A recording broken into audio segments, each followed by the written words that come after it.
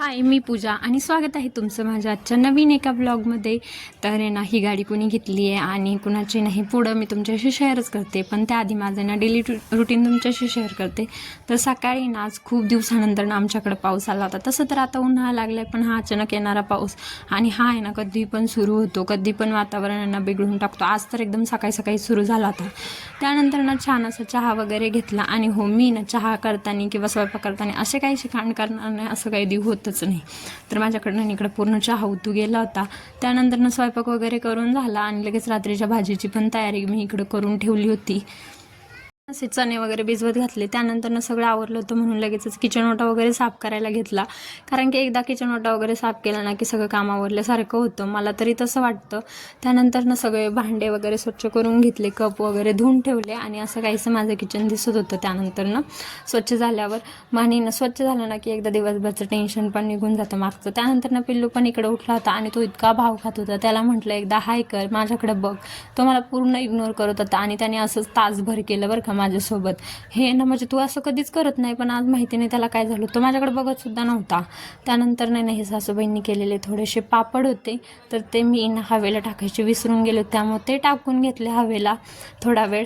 नंतर थेट रात्रीच मी शूट घेतलं. तर इकडे माझ्या एका छोट्या भावाचा बड्डे होता, तर त्यासाठी पप्पांनी छान असा केक वगैरे आणला होता आणि तो गावाकडून आलेला होता कालच सकाळी. तर त्याचं इकडे आम्ही बड्डे पण सेलिब्रेशन करायचं ठरवलं होतं. तर छान असा केक वगैरे आणला होता, केक वगैरे कटिंग केला.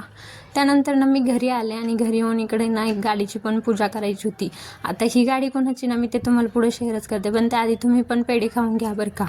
मग नंतर छान अशी राईड मारली पिल्लूने आणि पिल्लूच्या मामाने. तर ही गाडी पिल्लूच्या मामाची होती आणि त्यांनी घेतली होती ही गाडी. खूप छान गाडी आहे. मी तर काही बसले वगैरे नाही किंवा मी पण चक्कर वगैरे मारली नाही, पण गाडी खूप मस्त होती आणि पूजा पण खूप छान झाली होती ह्या गाडीची.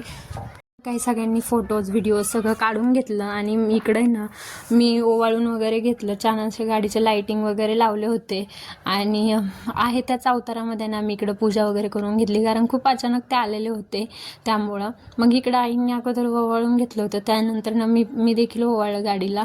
गाडीची पूजा पण छान झाली होती. इकडं सगळ्यांनी खूप सारे फोटोज व्हिडिओज सगळं काढून घेतलं, ज्याला जे हवं आहे ते.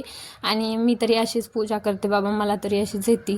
तर अशी छान अशी पूजा वगैरे करून घेतली. त्यानंतर इकडं पिल्लूचं चाललं होतं गाडीवर बसायचं वगैरे काम, म्हणजे त्याला सगळेजण बसवत होते, पण तो काय एकटा तर काय बसायलाच तयार नव्हता. तर चला, हा मिनी व्लॉग तुम्हाला कसा वाटला नक्की